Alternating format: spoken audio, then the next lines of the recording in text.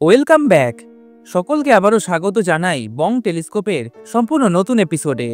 আজকের যে ঘটনাটাই আপনারা শুনবেন সেটি কেবলমাত্র কল্পকাহিনী নয়, এক অদ্ভুত বাস্তবতা। একটি সামান্য ডায়েরি কিভাবে এতটা ভয়ঙ্কর হতে পারে।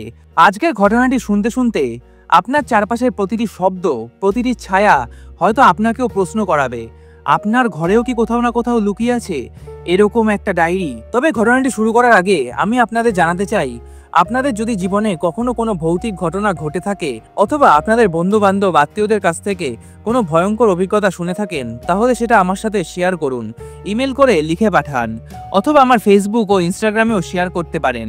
আমার ইমেল অ্যাড্রেস, ফেসবুক আইডি এবং ইনস্টাগ্রাম আইডি সবকিছু আমি ডিসক্রিপশন বক্সে প্রোভাইড করে দিয়েছি। দেরি না করে আজই লিখে পাঠান আপনার ঘটনা। চলুন ফিরে আসা যাক আজকের ঘটনাটিতে। আলোটা নিভিয়ে দিন, নিস্তব্ধ হয়ে বসুন আর হেডফোনটা পরে নিন। শুরু হচ্ছে আজকের এপিসোড, অভিশপ্ত ডায়েরি, শেষ পাতার আতঙ্ক।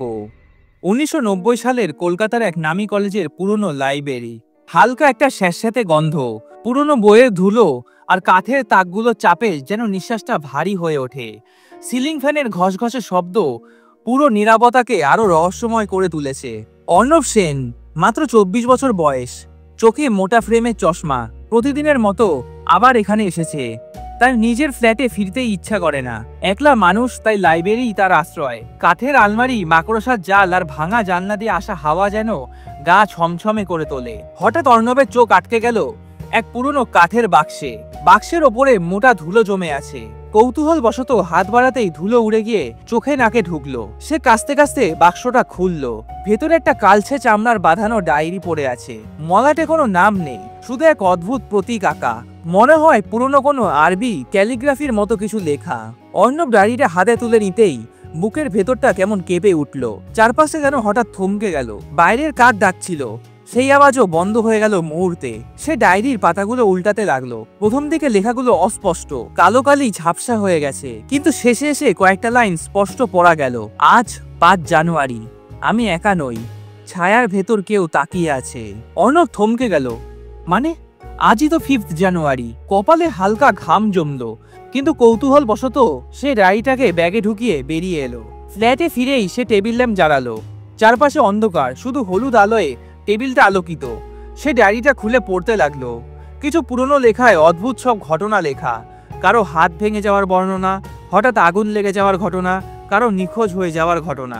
সব লেখার তারিখ মিলিয়ে যায় আসল ঘটনার সঙ্গে, যেগুলো সে পরের দিন পুরনো সংবাদপত্রের আর্কাইভ সেকশনে খুঁজে পায়। ঠিক তখনই একটা অদ্ভুত ঘটনা ঘটল। অর্ণব টেবিল ল্যাম্পের আলোয় দেখলো হঠাৎই ডায়েরির ফাঁকা পাতায় যেন অদৃশ্য হাতে কেউ কলম চালাচ্ছে। অর্ণব কাঁপা কাঁপা হাতে ডায়েরিটা তুললো। সে পড়ল, রাজীব কাল দুপুরে আঘাত পাবে, রক্ত ঝরবে। অর্ণব হতভম্ব হয়ে গেল। রাজীব? রাজীব তো তার সবচেয়ে কাছের বন্ধু। সে বারবার চোখ মুছে দেখলো, কিন্তু লাইনগুলো স্পষ্ট হয়ে উঠেছে। ঘরের জানলাটি হাওয়ায় শব্দ করছে, মনে হচ্ছে বাইরে দিয়ে কেউ হেঁটে যাচ্ছে, কিন্তু বারান্দায় দেখা গেল কেউ নেই। অর্ণব বুক চাপড়ে সোফায় বসে পড়ল। মাথায় কেবল একটাই কথা ঘুরছে, এটা যদি সত্যি হয়, কাল যদি রাজীবের কিছু হয়ে যায়। রাতের বেলা সে বিছানার এপাশ ওপাশ করেই কাটালো। বাইরে কুকুর ডাকছিল, আর মাঝে মাঝে ডায়েরির পাতাগুলো যেন নিজেরাই নড়ে উঠছিল।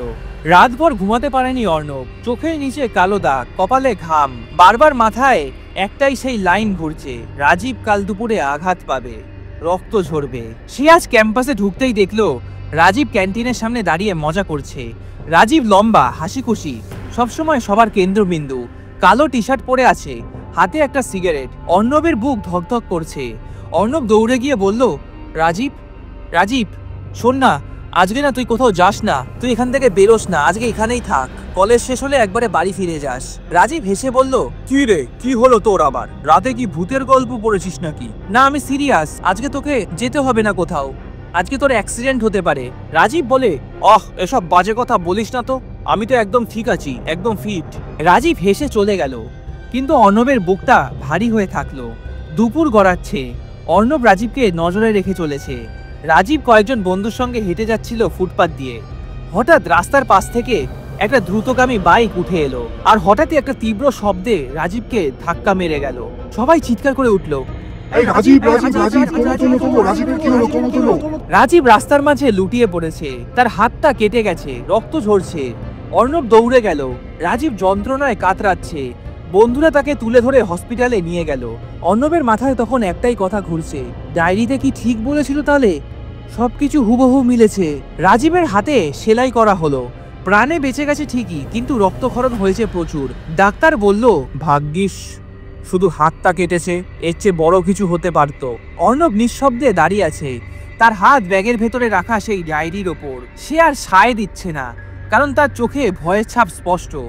রাজীব অর্ণবকে দেখে বলল, তোকে ধন্যবাদ দিতে হবে ভাই, তুই না থাকলে হয়তো আজ মরেই যেতাম। অর্ণব শুধু মাথা নেড়ে মুচকি হাসলো, কিন্তু তার ভেতরে একটা আতঙ্ক বাড়ছে। সন্ধেবেলা, বাইরে হালকা বৃষ্টি পড়ছে। অর্ণব টেবিল ল্যাম্প জ্বালিয়ে সেই ডায়েরিটা খুললো। পাতাগুলো একেবারে ফাঁকা। সে ভাবলো হয়তো আজ আর কিছু লেখা হবে না, কিন্তু ঠিক তখনই আবার সেই অদৃশ্য হাত যেন পাতায় লিখে ফেললো নতুন একটি লাইন। আগামীকাল সন্ধে 6টায় আগুন ছড়িয়ে পড়বে, ধ্বংস আসবে। অর্ণব স্তব্ধ হয়ে গেল, বুকটা ধরফর করছে। সে ডায়েরিটা ছুঁড়ে ফেলে দিতে চাইলো, কিন্তু হাত থেকে পড়ল না, যেন কারো অদৃশ্য শক্তি তাকে আটকে রেখেছে। ঘরের আলোটা হঠাৎই ঝিকমিক করে নিভে গেল। অন্ধকার ঘরে ডায়েরির পাতাগুলো ফসফস করে শব্দ করতে লাগলো, যেন পাতার ভেতর থেকে কেউ ফিসফিস করে আওয়াজ করছে। আওয়াজটা আসছে, শেষ পাতা, শেষ পাতা, শেষ পাতা। অর্ণব বিছানায় বসে গেল, মাথা চেপে ধরলো। তার মনে হচ্ছে এটা শুধু একটা ডায়েরি নয়, এর ভেতরে অন্য কারো উপস্থিতি আছে। সেদিন রাতে অর্ণব এসব চিন্তা করে আর ঘুমাতে পারলো না। পরের দিন বিকেল 5:30, কলকাতা কলেজ স্ট্রিটের কফি হাউস। চারপাশে জমজমাট ভিড়, বইয়ের দোকান, চায়ের দোকানে বয়স্করা আড্ডায় মেতে উঠেছে। অর্ণব সেদিন বিকেল থেকেই ভীষণ অস্থির হয়ে আছে। ডায়েরির লাইনটা তার বারবার মনে পড়ছে, আগামীকাল সন্ধে 6টায়, আগামীকাল সন্ধে 6টায় আগুন ছড়িয়ে পড়বে, ধ্বংস আসবে। সে সিদ্ধান্ত নিল আজ আর ঘরে বসে থাকবে না, বরং বাইরে গিয়ে খুঁজে বার করবে এই আগুন কোথায় লাগবে, কোথায় ঘটতে চলেছে এই ঘটনা। অর্ণব আর তার এক বন্ধু নাবিলাকে ফোন করে ডেকে নিয়েছে। নাবিলা লাজুক শান্ত স্বভাবের মেয়ে। সে অর্ণবের এইসব কথা শোনার পর থেকেই ভয় পাচ্ছে, কিন্তু তবুও পাশে দাঁড়িয়ে আছে। নাবিলা চোখ বড় বড় করে বলল, তুই কি নিশ্চিত আজ কিছু একটা ঘটবেই? আমার তো মনে হচ্ছে না। এত ভিড়ের মধ্যে অর্ণব চুপচাপ ভাবে বলে, রাজীবের ঘটনাটা দেখলি তো, সব ঠিকঠাক মিলেছে। আমি ভয় পাচ্ছি এই আগুন যদি বড় কিছু হয়। ঠিক তখনই কফি হাউসের ভেতরে ভিড় বেড়ে যায়, লোকজন আসছে যাচ্ছে। অর্ণবের চোখ বারবার ঘড়ির দিকে। 5:55 বাজে। হঠাৎই পাশের এক বইয়ের দোকান থেকে একটা চিৎকার শোনা যায়, আগুন আগুন আগুন লেগেছে, কোথায় আছো সবাই, জল নিয়ে আসো, আগুন লেগেছে, দমকলকে ফোন করো। একটা ছোট্ট ইলেকট্রিক শর্ট সার্কিট থেকে পুরো দোকান দাউ দাউ করে জ্বলতে শুরু করেছে। অল্প সময়ের মধ্যে আগুনের লেলিহান শিখা চারিদিকে ছড়িয়ে পড়েছে। অর্ণব আর নাবিলা বাইরে বেরোতে গিয়েই দেখলো রাস্তার ওপারে একইভাবে আরেকটা চায়ের দোকানেও যেন আগুন ধরে গেছে। নাবিলা চিৎকার করে বলল, অর্ণব, অর্ণব, এটা তো ঠিক ডায়েরির কথা মতোই হচ্ছে। অর্ণব স্তব্ধ, থামছে, মনে হচ্ছে তার বুকের ভেতর হৃদস্পন্দন বন্ধ হয়ে যাবে। হঠাৎই ভিড়ের মধ্যে অর্ণব এক কালো চাদরে মোড়া একটা মানুষকে দেখলো। লোকটা দাঁড়িয়ে আছে আগুনের একেবারে সামনে, কিন্তু অদ্ভুত, আগুনের তাপে তার কোনো ক্ষতি হচ্ছে না। অর্ণব তার দিকে তাকাতেই লোকটা ধীরে ধীরে হাসলো। তার চোখটা যেন লালচে আগুনের মতো জ্বলছে। দূর থেকে তিনি পুরুষ না মহিলা কিছুই বোঝা যাচ্ছে না, আর তার হাতে সেই রকমই একটা কালো ডায়েরি। অর্ণবের মাথা ঘুরে গেল, মানে শুধু আমার কাছেই নেই এই ডায়েরি, আরেকজনের কাছেও আছে সেম ডায়েরি। দমকল এসে আগুন নিয়ন্ত্রণে আনার চেষ্টা করছে, লোকজন ভয়ে ছোটাছুটি করছে। অর্ণব ভিড় ঠেলে এগোতেই সেই কালো চাদরে ঢাকা মানুষটা হঠাৎই অদৃশ্য হয়ে গেল। অর্ণব স্থির হয়ে দাঁড়িয়ে গেল। তার ব্যাগের ভেতরে রাখা নিজের ডায়েরিটা তখন ঠকঠক করে কাঁপছে, যেন ভেতর থেকে কেউ বেরোতে চাইছে। কলকাতায় শীত নামতে শুরু করেছে। জানুয়ারি মাসের ঠান্ডা হাওয়ায় রাস্তাঘাট ফাঁকা হয়ে যাচ্ছে তাড়াতাড়ি, অথচ অর্ণবের জীবনে উষ্ণতার বদলে নেমে আসছে এক অদৃশ্য শীতলতা, যেন ডায়েরির প্রতিটা পাতায় জমে থাকা এক রহস্য তাকে চেপে ধরছে। সেদিন সন্ধ্যেবেলায় আবার লাইব্রেরিতে গেল অর্ণব। মাথায় শুধু একটাই প্রশ্ন, ডায়েরির অক্ষরগুলো রাত হলেই নিজে নিজে কিভাবে ভরে ওঠে। হঠাৎই সিঁড়ির মাঝতলায় দাঁড়িয়ে থাকা একজন বৃদ্ধ লাইব্রেরিয়ান মধুসূদন সরকার এবার হঠাৎই বলে বসলো, তুমি তুমি কি পুরনো কোনো ডায়েরি পেয়েছো? পুরনো কোনো ডায়েরি দেখেছো? তুমি তো এখানে প্রচুর আসো, তুমি কি কোনো এরকম ডায়েরি পেয়েছো নাকি? অর্ণব চমকে উঠে তাকালো। কিন্তু কিছু বললো না। আমি তো প্রায় আসি, কিন্তু আমি এরকম কোনো ডায়েরি পাইনি কাকু। আমি এখানে এরকম কিছু দেখিনি কাকু। আমি যদি এরকম কিছু দেখি তাহলে আপনাকে জানাবো কাকু। সেদিন রাতে অর্ণব ডায়েরিটা খুলে বসলো, পাতা একেবারেই ফাঁকা ছিল। হঠাৎ কালি ছড়িয়ে যেতে লাগলো এক কোণ থেকে। তুমি কারোর কথা শোনোনি, এবার আয়নাতে তাকাও। অর্ণবের বুকটা ধরফর করে উঠল। সে ছুটে গিয়ে আলমারির পাশে দাঁড়িয়ে থাকা আয়নার দিকে তাকালো। প্রথমে নিজের মুখটা দেখতে পারল, ক্লান্ত এবং ফ্যাকাশে। তারপর আয়নার ভেতরে হঠাৎই কুয়াশার মতো ছড়িয়ে পড়ল আয়নার এক অচেনা ছায়া। ছায়াটা ধীরে ধীরে স্পষ্ট হলো। একজন মেয়ে, সাদা শাড়ি, চুল দিয়ে মুখ ঢেকে রেখেছে, আর ঠোঁট থেকে গলে পড়ছে একটা কালো তরল। কি সেই ভয়ঙ্কর দৃশ্য! অর্ণব পেছোতে গিয়েও পারল না। আয়নাটা যেন টেনে নিচ্ছিল তাকে। হঠাৎ একটা প্রচন্ড শব্দে আয়নাটা যেন চূর্ণ বিচূর্ণ হয়ে গেল। কাচের টুকরোগুলো চারিদিকে ছিটকে পড়ল। অর্ণবের হাত কেটে গেল গভীরভাবে, রক্ত ঝরতে লাগলো। ঠিক সেই মুহূর্তেই ডায়েরির পাতাটি আবার নড়ে উঠল। কালি গলাতে গড়াতে লেখা উঠল, এটা তো শুধু শুরু, রক্ত তোমাকে বেছে নিয়েছে। অর্ণবের বুকটা বরফের মতো ঠান্ডা হয়ে গেল। পরের দিন সকালবেলা কলেজের দুজন ক্লাসমেট রাহুল আর স্নেহা অর্ণবকে দেখে অবাক হয়ে গেল। চোখের নিচে কালি, চেহারাটা একদম ফ্যাকাশে হয়ে উঠেছে। রাহুল জিজ্ঞাসা করলো, কি রে, কি হয়েছে তোর? হাতে কি হয়েছে? কেটে গেল কিভাবে? অর্ণব বলল, আরে না না, কাল রাতে আয়নাটা হঠাৎই ভেঙে গেছে। স্নেহা হঠাৎই অর্ণবের দিকে তাকিয়ে বলল, কিছু কি তুই লুকাচ্ছিস আমাদের থেকে? অর্ণব কিছু না বলে চুপ করে থাকলো। তার মনের ভেতরে একটা ভয়ের ঝড় চলছে। ডায়েরিটা আসলে ধীরে ধীরে অর্ণবকে একটা কোণায় টেনে নিয়ে যাচ্ছে। কয়েক ঘন্টা পরে একটা খবর এলো। ঠিক কলেজের কাছেই একটা পুরনো হস্টেলে মেয়েদের ঘরে রাতে আয়না ভেঙে রক্তাক্ত অবস্থায় একজন ছাত্রীর মৃত্যু হয়েছে। অর্ণব কেঁপে উঠল। তার মানে ডায়েরিতে যা লেখা হয়েছিল তা শুধু ঘরে ঘটেনি, বাস্তবেও ঘটেছে। সে বুঝলো এবার আর পালানোর কোনো উপায় নেই। ডায়েরির পাতায় যা লেখা হচ্ছে তা শুধু স্বপ্ন নয়, তা বাস্তবের মৃত্যুকেও ডেকে আনছে। রাত গভীর হলো। অর্ণব ডায়েরি বন্ধ করতে চাইছিল, কিন্তু তার হাত নিজে থেকেই পাতার উপরে গিয়ে পড়ল। কালি আবার ছড়িয়ে পড়ল। পরের মৃত্যুটা খুব কাছে, আর সেটা তুমি থামাতে পারবে না। অর্ণব হঠাৎই টের পেল জানলার বাইরে কেউ দাঁড়িয়ে আছে। সে দেখলো একটা অবয়ব ছায়া দাঁড়িয়ে আছে, এবার আরো কাছে। অর্ণবের ঘুম ভাঙলো হঠাৎই 3টের সময়। সে এতক্ষণ স্বপ্ন দেখছিল। ডায়েরিটা খোলা অবস্থায় টেবিলের ওপর রাখা, অথচ অর্ণব সেটি শুতে যাওয়ার আগে বন্ধ করেই রেখেছিল। পাতার ওপর কালির দাগ ছড়িয়ে গিয়ে তৈরি করেছে এক নতুন লাইন। তুমি কি জানতে চাও আমি কে? আমি এখনো আছি এই লাইব্রেরির ভেতর। অর্ণবের শীতদ্বারা পর্যন্ত ঠান্ডা হয়ে গেল। মানে ডায়েরির মালিক এখনো এখানে আছে? সকালে কলেজে গিয়ে অর্ণব সবকিছু বলার কথা ভাবলো রাহুলকে, কিন্তু মুখ খুলতেই রাহুল রেগে উঠলো। তুই কি পাগল হয়ে যাচ্ছিস নাকি? এভাবে রাতে বসে বসে একা একা ভূতের ডায়েরি পড়বি আর মাথা খারাপ করবি? এটা তো আমি সহ্য করব না। আর এসব কি বলছিস উল্টো পাল্টা? এসব হয় নাকি কখনো? অর্ণব বলে, কিন্তু ডায়েরিতে যা লেখা হচ্ছে সেটাই তো ঘটছে। আয়না ভাঙা, রক্ত, অ্যাক্সিডেন্ট সবই তো মিলছে। রাহুল মুখ ঘুরিয়ে একটা সিগারেট ধরালো। তাহলে চল আজ রাতে আমরা একসাথে লাইব্রেরিতে ঢুকবো, দেখি ডায়েরির আসল কি রহস্য, দেখি কি আছে ওখানে। তোর যখন ডায়েরিতে বলছে ওখানে এখনো মালিক আছে, তা চল দেখি। সেদিন রাতে 9টার দিকে অর্ণব আর রাহুল কলেজের ক্যাম্পাসে ঢুকলো। চারিদিকে অন্ধকার, বাতাসে পুরনো ভবনের স্যাঁতস্যাঁতে গন্ধ। লাইব্রেরির ভেতরে ঢুকতেই তারা সরাসরি ওপরের তলায় চলে গেল, যেখানে বিরল বই রাখা হয়। হঠাৎ অর্ণবের চোখে পড়লো লাইব্রেরির পেছনের দেওয়ালে একটা খোলা কাঠের দরজা। কিন্তু এতদিন তো ওখানে কোনো দরজা চোখেই পড়েনি। দুজন মিলে টর্চ জ্বালিয়ে ভেতরে ঢুকতেই দেখলো ধুলো মাখা একটা ছোট্ট ঘর, দেওয়ালে সারি সারি পুরনো ডায়েরি। ঘরের ভেতরে ঢুকতেই দুজনের নাকে কেমন একটা ধাতব গন্ধ লাগলো। রাহুল মুখ বাঁকিয়ে বলল, এটা কিসের গন্ধ? অদ্ভুত, কেমন একটা পচা পচা রক্তের মতো। অর্ণবের হাত কাঁপতে লাগলো। হঠাৎই সে তাকালো সামনে টেবিলে রাখা একটা ছবির দিকে। সেপিয়া রঙের ছবিতে দেখা যাচ্ছে এক তরুণী মেয়ে, চোখে তীব্র দৃষ্টি, সামনে একটা খোলা ডায়েরি। ছবির নিচে লেখা ইলা মুখার্জি, 1974 সাল। ঠিক সেই মুহূর্তে ঘরের বাতি নিভে গেল। অন্ধকারের ভেতরে কোথা থেকে ভেসে এলো এক কর্কশ ফিসফিসানি।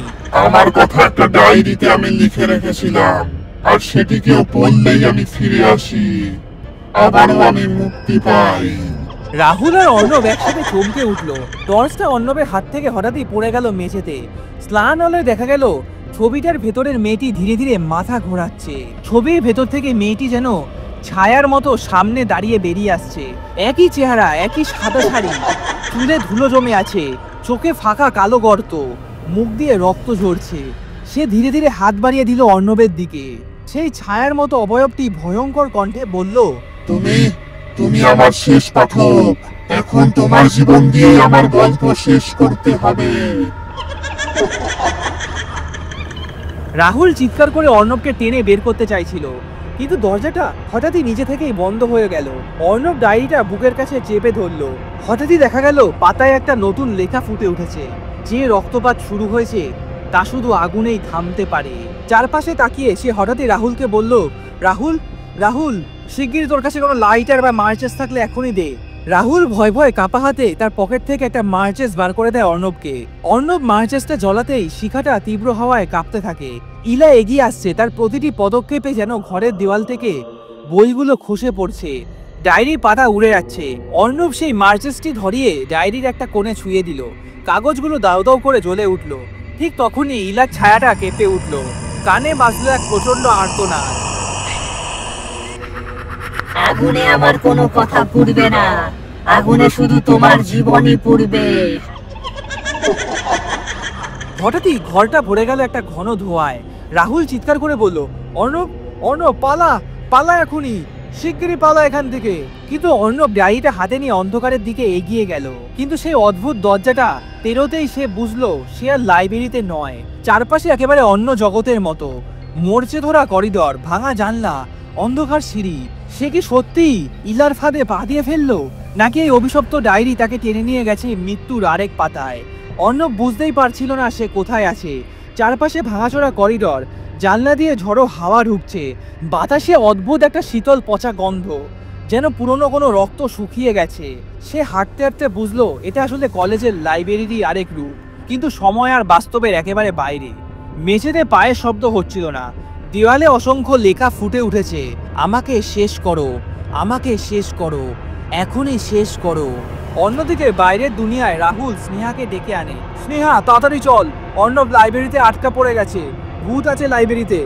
স্নেহা বলল, তুই কি নেশা করেছিস নাকি? এসব ভূত মুত কি বলছিস এসব উল্টো পাল্টা? রাহুল বলল, তুই কি আসবি নাকি? বিশ্বাস না হলে চল, তাড়াতাড়ি চল, অর্ণবকে না হলে বাঁচানো যাবে না। অর্ণব ওখানে আটকা পড়ে গেছে।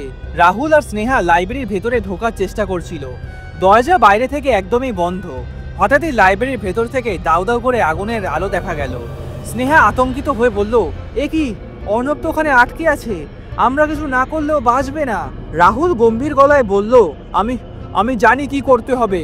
ও বুড়ি মায়ের কালী মন্দিরের পুরোহিতকে ডাকতে হবে, ওনাকে ডাকা ছাড়া কোনো উপায় নেই। ওই লাইব্রেরির ভেতরে ভূত আছে, আমি বলছি বিশ্বাস কর, ওখানে ভূত আছে। ওই পুরোহিত মশাইকে ডাকলে তিনিই হয়তো কিছু করতে পারবে। রাহুল তড়িঘড়ি করে পুরনো শহরে সেই বৃদ্ধ পুরোহিতকে ডেকে নিয়ে এলো, যিনি আগেও বহু অভিশপ্ত বস্তু নিয়ে কাজ করেছেন। পুরোহিতজি লাইব্রেরির সামনে এসে চোখ বন্ধ করলেন। তিনি বললেন, এখানে শুধু এক মৃত আত্মার শক্তি নেই, এখানে লুকানো আছে এক অশুভ চুক্তি। যে ডায়েরির কথা তোমরা বলছো, সেই ডায়েরির প্রতিটা অক্ষর তার জীবন শক্তি। ডায়েরিটাকে শেষ না করা অবধি এটা থামবে না। তিনি মাটিতে বসে লাল চন্দন আর সিঁদুর মিশিয়ে একটা চক্র আঁকলেন।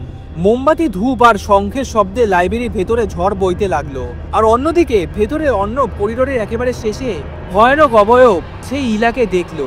সে দাঁড়িয়ে আছে ছেঁড়া শাড়িতে, চোখে শূন্য গহর, তার হাতে ধরা সেই পুরনো ডায়েরি, যেটা একটু আগেই অর্ণব আগুন ধরিয়ে দিয়েছিল, কিন্তু এখানে সেটা অক্ষত, কালো অক্ষরে ভর্তি। ইলা গর্জন কণ্ঠে বলল, আমার গল্প আগুনে শেষ হবে না। যতক্ষণ কেউ পড়ছে আমি বেঁচে থাকবই। এভাবে আমি শেষ হব না। অর্ণব বুক চেপে বলল, তাহলে তাহলে তাহলে আমার জীবন নেই, তোমাকে থামতে হবে। ইলা হেসে উঠল, সেই হাসিটি যেন চারিদিকে দেওয়ালটা কাঁপিয়ে দিল। তুই শেষ পাতায় সই করলেই তোর জীবন আর আমার জীবন এক হয়ে যাবে। আমরা চিরকাল এই অভিশপ্ত ডায়েরিতে বন্দী থাকবো। আমাদের গল্প চিরকাল এখানেই থাকবে। এদিকে বাইরে পুরোহিত মশাই মন্ত্রপাঠ শুরু করেছে। ওম রিং রিং রিং কালিকায় কালিকায় নমঃ, ওম ভৈরবায় ভৈরবায় স্বাহা, ওম রিং রিং রিং রিং কাল ভৈরবায় নমঃ, কালিকে কালিকে মহাকালিকে কালিকে পাপহারিণী। মন্ত্রের শব্দ হঠাৎই ভেতরে পৌঁছাতে ইলা কেঁপে উঠল। অর্ণব বুঝলো বাইরে কেউ তার জন্য লড়াই করছে। ইলা তীব্র ক্রোধে অর্ণবের দিকে ছুটে এলো।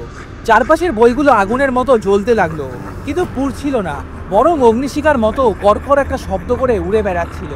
অর্ণব হঠাৎই দেখতে পায় ডায়েরির পাতায় একটা অদ্ভুত বাক্য ফুটে উঠেছে, যদি পাঠক নিজের রক্তে সত্য লেখে তবে অভিশাপ ছিন্ন হবে।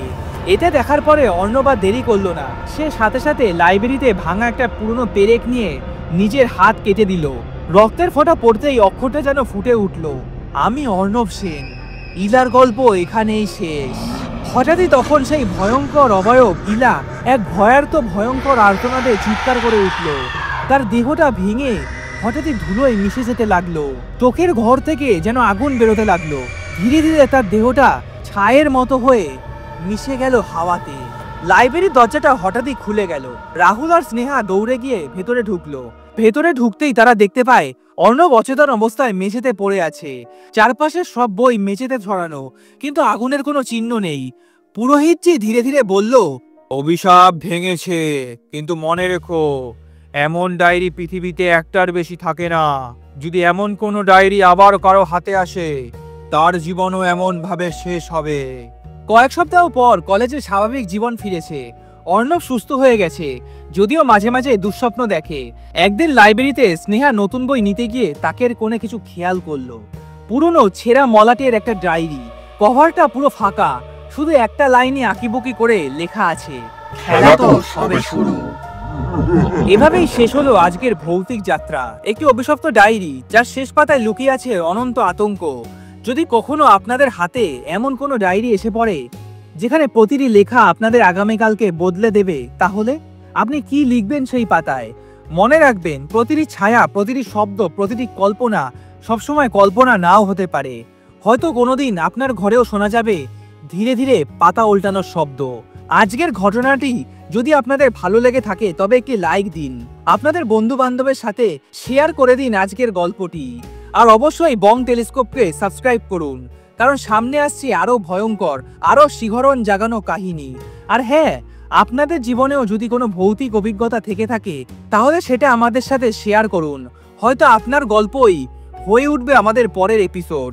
তাহলে আজকের মতো এখানেই শেষ করছি। আবারও ফিরে আসবো নতুন এক ভয়ঙ্কর ঘটনা নিয়ে। ততদিন পর্যন্ত চারপাশে ভালো করে খেয়াল রাখবেন, কারণ অন্ধকার সবসময় কিছু না কিছু লুকিয়ে রাখে। ভালো থাকবেন এবং সুস্থ থাকবেন।